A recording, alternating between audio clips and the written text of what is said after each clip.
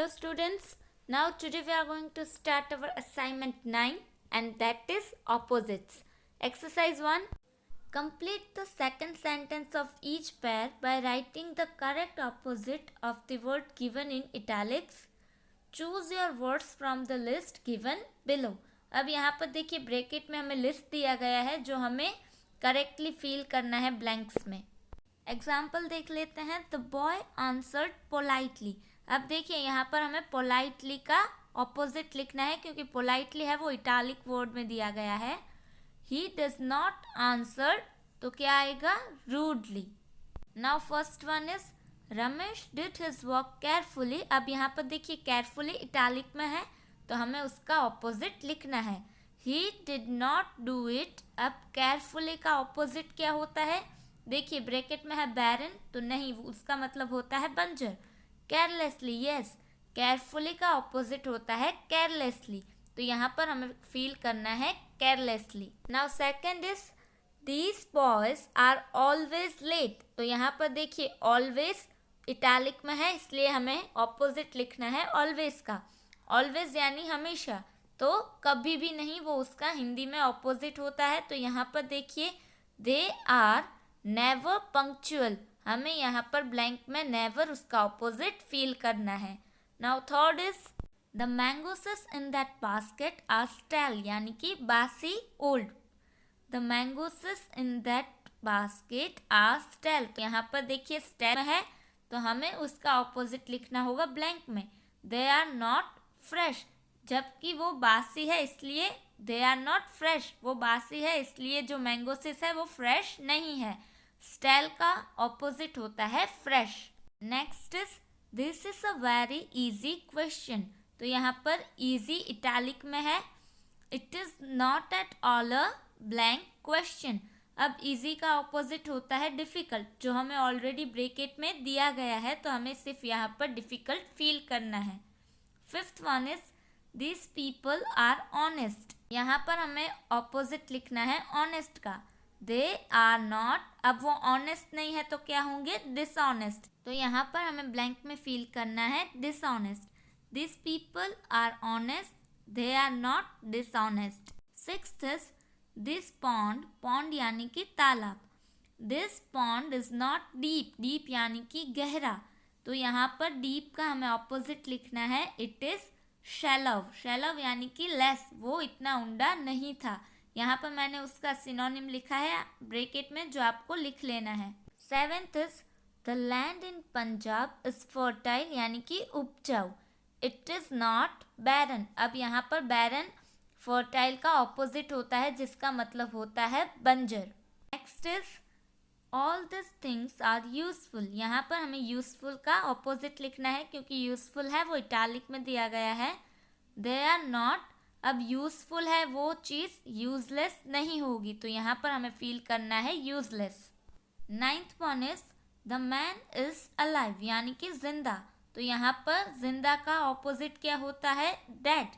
तो he is not dead. यहाँ पर हमें ब्रैकेट में से देख के डेड फील करना है. Last is a cow is a time animal. Time यानी कि पालतू. It is not a wild animal. Time का ऑपोजिट होता है वाइल्ड इसलिए यहाँ पर हमें ब्लैंक में वाइल्ड को फील करना है. Now exercise 2. Find out from column 3 the opposite of the words in column 1 and write them in column 2. अब देखिए कॉलम 1 में जो वर्ड्स दिए गए हैं उसके ऑपोजिट कॉलम 3 में लिखे हैं पर करेक्टली नहीं लिखे तो हमें कॉलम 2 में क्या करना है? कॉलम 1 का करेक्ट ऑपोजिट यहाँ पे फील करना है कॉलम 3 से सिलेक्ट करके. अब देखिए कॉलम 1 में फर्स्ट वर्ड है अगली तो उसका ऑपोजिट कहीं ना कहीं कॉलम 3 में दिया गया है जिसको हमें ढूंढकर कॉलम 2 में लिखना है. तो अगली का ऑपोजिट होता है ब्यूटीफुल. नाउ सेकंड है वार्म. तो उसका ऑपोजिट कॉलम 3 में से ढूंढकर हमें यहाँ पे लिखना है वार्म यानी कि गर्म. तो यहाँ पर हमें उसका ऑपोजिट लिखना है कूल कॉलम 2 में. Now 3 arrival. तो उसका ऑपोजिट होता है डिपार्चर जो हमें कॉलम 3 में से देख के यहाँ पे लिखना है. फोर्थ है सनसेट. तो एज वे ऑल नो उसका ऑपोजिट क्या होता है? Sunrise. Now fifth is everywhere, यानी कि हर जगह, तो उसका मतलब होता है कि कहीं भी नहीं, तो नोवेयर। अब सिक्स्थ है एंशियंट, यानी कि पुराना, तो उसका ऑपोजिट होता है मॉडर्न। तो कॉलम 3 में हमें मॉडर्न दिया ही गया होगा, सिर्फ हमें यहाँ पर कॉलम 2 में एंशियंट के सामने मॉडर्न लिखना है, क्योंकि एंशियंट का ऑपोजिट होता है मॉडर्न। सेवेंथ है विन, तो उसका ऑपोजिट क्या होगा, लॉस। ये हमें कॉलम 3 में दिया गया है, आपको सिर्फ देख के लिखना है। एथ इज नैरो, नैरो यानी कि लिमिटेड, उसका हिंदी मीनिंग होता है संकुचित, तो हमें उसका ऑपोजिट लिखना है, उसका ऑपोजिट होता है वाइड। अब कॉलम 3 में जहाँ पे वाइड लिखा है वहाँ मैंने उसका हिंदी और इंग्लिश सिनोनिम लिखा है। हिंदी मीनिंग होता है चौड़ा और इंग्लिश सिनोनिम होगा ब्रॉड। नेक्स्ट है लैंड, यानी कि देना, तो बोरो का मतलब होता है लेना, तो यहाँ पे हमें लिखना है बोरो। 10th है बाय, यानी कि खरीदना, तो उसका ऑपोजिट क्या होता है, बेचना, तो इंग्लिश में उसको कहते हैं सेल। नेक्स्ट इज शार्प, तो उसका ऑपोजिट होता है ब्लंट, जो कॉलम 3 में लास्ट में दिया गया है। And the last is deep, उसका ऑपोजिट हमने आगे ही देख लिया है, क्या होगा, shallow. Now last exercise is pick up the pairs of opposite from the list given below and write them on one lines as shown। अब देखिए यहाँ पर हमें ब्रैकेट में कुछ वर्ड्स दिए गए हैं। अब एग्जाम्पल देख लेते हैं, जैसे कि फर्स्ट में है हैवी, तो हैवी ब्रैकेट में दिया गया है, हमें अब उसका ऑपोजिट भी इस ब्रैकेट में से ही ढूंढ कर लिखना है। हैवी का ऑपोजिट होता है लाइट। अब हैवी और लाइट दोनों हमें ब्रैकेट में ऑलरेडी दिए गए हैं, इसी तरह से हमें और भी पेयर्स बनानी है।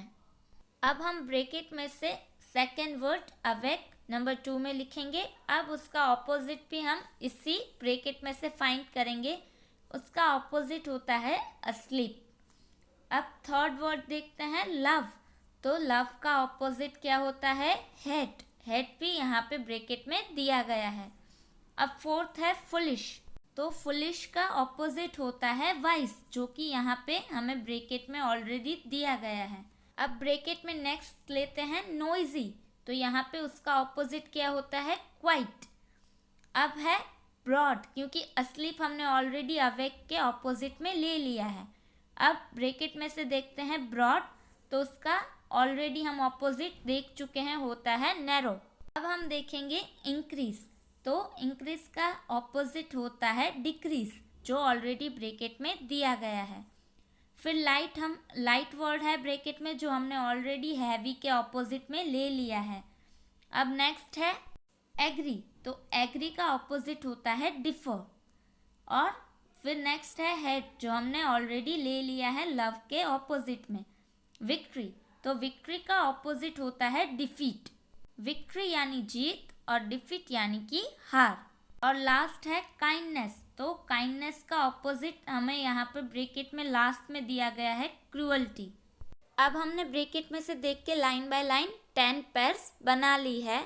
आज की तीनों एक्सरसाइज आप ग्रामर की वर्कबुक में लिख लीजिएगा। We will meet in next video with new topic. Till then stay home, stay safe, good bye.